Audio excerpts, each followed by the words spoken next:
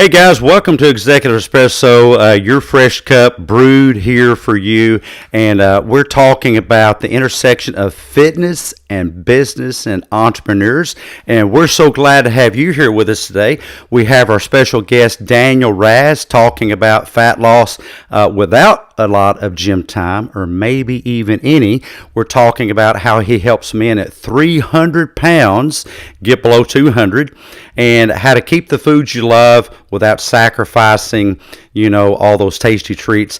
And then what are some of the secrets of the most underrated exercise of all time? So let's get Daniel up here. Daniel, thank you so much for being here. I appreciate your time this morning. Appreciate you having me on. I'm excited for this. Well, tell me, how did you get involved in such a niche field of specifically helping men at 300 or more get below 200? I saw what everyone else did, which is, I believe, help entrepreneurs get a six pack, basically help people that are kind of in shape get in really good shape. And I wanted to help people that have never been in shape and have always struggled. And those people usually hate going to the gym. So I wanted to help a particular demographic that not a lot of people target. And I also believe that you can lose 20 pounds doing any fad diet, doing any program, but to lose 100 pounds and keep it off, it has to be sustainable. You have to make a lifestyle change. So the entire foundation, the entire way to go about it is completely different. So that's interesting. I want to ask you if you find that it's a huge problem for men that are entrepreneurs and also business owners. Does that tend to be a big issue for them? They just start packing on a lot of pounds? 100%, because so many people are so focused on the business, it does well, and the better it does, the more stressful they get because they have more employees, they have more things going on. Because when you're self-employed, you think by having employees, you'll have less stress. But that's the opposite. You have more stress, you have more things going on, and then you manage, and then you have a team. And before you know it, you run a 8, 9 figure business, and you don't have time to do anything, so you just eat to relieve the stress. And It's some really. people, Yeah, go ahead. and I was going to say, so many people prioritize the wealth and the finances before the health, prioritize the business before themselves, and then they end up not being where they want to be. Well, I knew of a banker not too far from where I live. He was in the middle of a board meeting. There are 12, 14 other bankers in there. I think at the time he was about his mid-30s. And the people around the table saw him bend over and put his forehead on the table. And he died right there, right then. So all the success, top-level banker, lots of money, lots of respect, dead in his mid-30s. And so what are some of the excuses you find business owners and entrepreneurs make that let themselves get so unhealthy and out of shape? They think they have a moral obligation to the family to provide more and more and more. And that's true to a degree. But at a certain point, more money is not going to provide more security for yourself or for your family, but more energy and more aliveness and getting off medication and being alive for decades longer will improve not just your life, but your family's life as well. So at a certain point, people have to switch up the priorities. Because in their 20s, when they probably started the business, their health was probably okay, and sacrificing that to improve the business was probably the right choice. But when you're in your 30s, 40s, and you're 50, 60, 70, 80, 100 pounds overweight, and you really have a successful business, more money won't improve your life that much. Better health will improve your life significantly. I do clinical work with patients, and I often say that not taking care of yourself is the most selfish thing you can do. Not taking care of your own body by making excuses to not follow good nutrition guidelines, hydration guidelines. I'm very well hydrated. Of course, this is a latte, but I'll drink about a gallon and a quarter of water a day. Most people are not dehydrated because you would wind up in the hospital, but they are suboptimally hydrated. So let me ask you, and it sounds like I developed an echo here. It's how did you first get on your fitness journey? What was the tipping point that led you to really take your fitness seriously?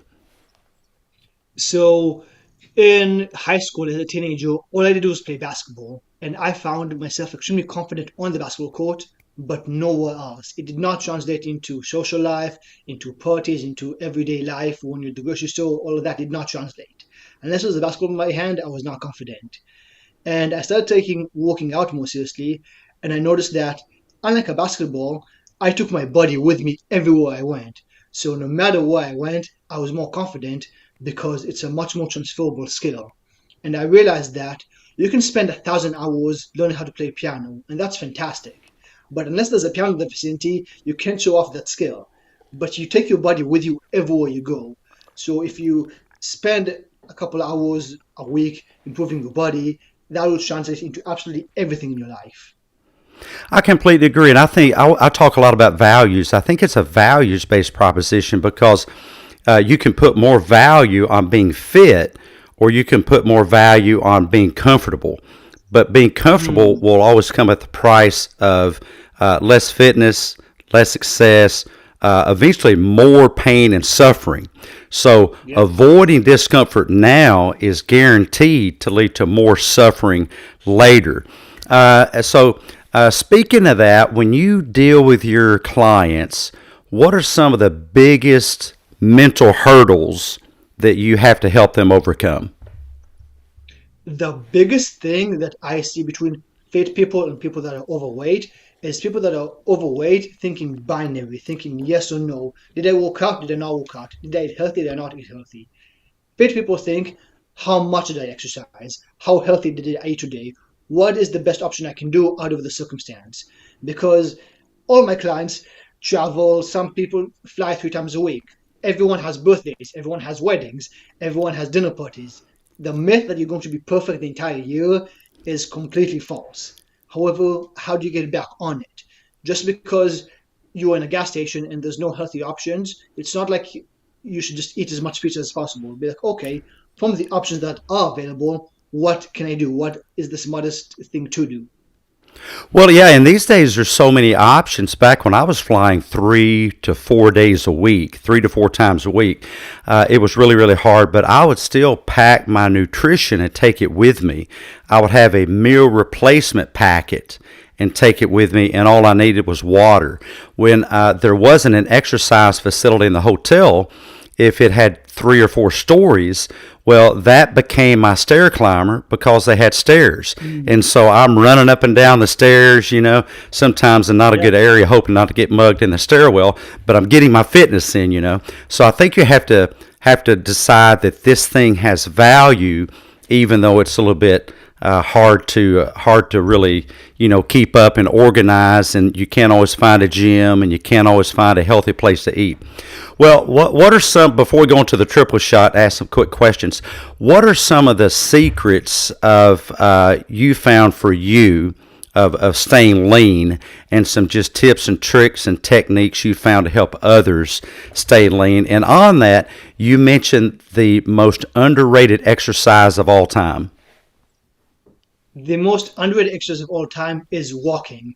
Right now, I don't know if you can tell, but this is a standing desk. So I'm talking to you, might as well stand. Every time I talk on the phone with anybody, I'm always walking. I'm never staying stationary. Every time I listen to a wonderful podcast such as yours, I'm walking. I'm never sitting down. There's always room to walk, whether you're stressed, whether you're tired, going outside, walking, even if it's cold outside, walk inside the house back and forth. Always a great option. I would also say that the Gordon Ramsay, the chef, can make a better meal with one pan than the average person can with 5 pans. And that's because it's not about how much equipment you have, it's about knowing what to do. The reason why I work out at home and my clients work out at home is because it's a lot easier to remain consistent. You just need to know the right things to do. So if you have the right plan customized to you, then no matter what's going on, if you're traveling, you're in a hotel, you don't have equipment, you have minimal time, you can still make it happen. That's great advice. And one thing I found is it's a mistake to wait on enjoying something before you do it. The way the brain works, if you'll start doing it, you will train your brain to desire and enjoy it. Enjoyment will not come first. The work comes first. And then you get in a pattern. And like me, I told you guys on some of my spaces here a while back that I injured my tricep muscle at the insertion point near the elbow. And so it was actually hard for me not to exercise, not to do the workout, because that's such a routine for me. It would be like saying, hey, we want you to start using your left hand instead of your right hand. Well, I'm not used to doing that. You can actually program your brain that your set point, your default mode is to exercise. But that only comes, what do you find it takes? How long does it really take some of your guys to really get into a routine? So I don't believe there's a specific number of days that after you accomplish this, all of a sudden becomes a habit. It 100% depends on the individual. It varies. But as you mentioned, once it does become a habit, it's default. You find a way to make it happen, and it's almost weird and odd not to do it. And that's why I believe taking a long-term approach is a much better solution, because to lose 20 pounds, you can do literally anything. But after those 90 days, most people gain those 20 pounds and then some.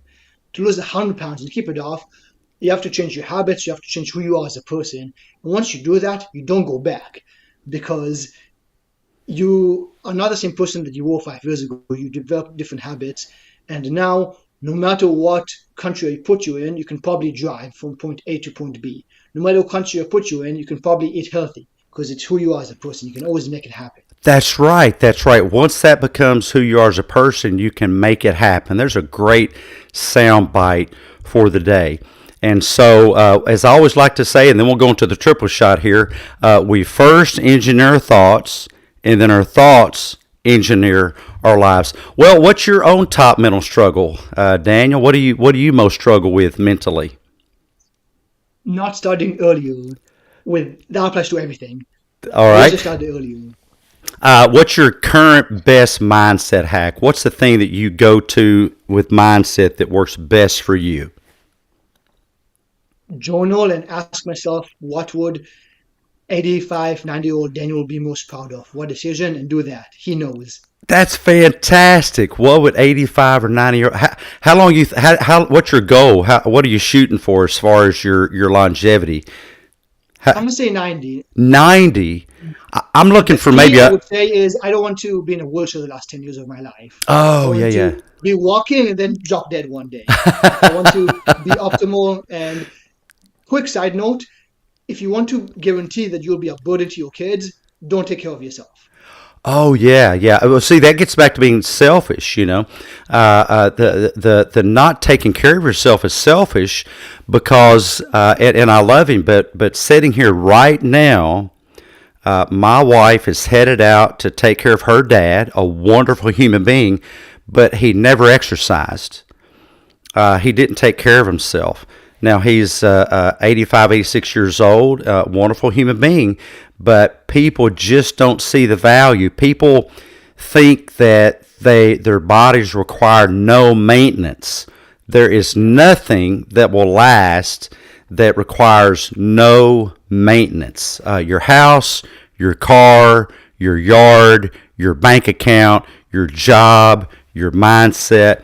But for some reason, people just think that they can sit around and do nothing with their bodies and it's going to hold together. You are declining physically from day one. From day one, you're declining physically. So, That's a great quote. It's more than just about you. yeah, it's more than just about you. It absolutely is. And my third question: what did you discover in all of your gaining knowledge about fitness that you got most wrong? What was the biggest misconception you personally had about fitness early on? I thought that there was such a thing as the best plan universally for everyone. That doesn't exist. There's only a best plan for a particular person who has a particular goal at a particular time. Everyone has different bodies, different genetics, different fitness goals, different fitness abilities, different equipment, different schedule. So the best is whatever is customized to you so you can stick with it. There's no such thing as a universal plan that will fit for everyone. Yeah, yeah. You can ignore the fitness magazines that talk about the perfect workout. Here's your perfect workout. The perfect workout is the one that you will do and you'll keep doing. The workout that you will keep doing, that you'll stay consistent at. Well, let's leave our listeners with, well, before we get to that, I'll have you leave them with that affirmation to get them moving for the weekend. But before we do that, how can people get in touch with you, Daniel? On Twitter or X at DanielRaz_fit, or my website, danielrazfit.com. Check me out there. I have more testimonies than you can comprehend. So if you want to sustainably lose weight, then message me weight loss. We'll talk and we'll see if us working together makes sense. Amazing. And what parting words of wisdom from a fitness expert like yourself would you leave folks with to help their mindset and get them moving this weekend? The quality of your life is proportional to how many hard conversations you have, and that includes with other people and with yourself. Have the hard conversation with yourself. Where am I lacking? What do I need to do to get there? And who do I need to invest in so I can achieve those goals?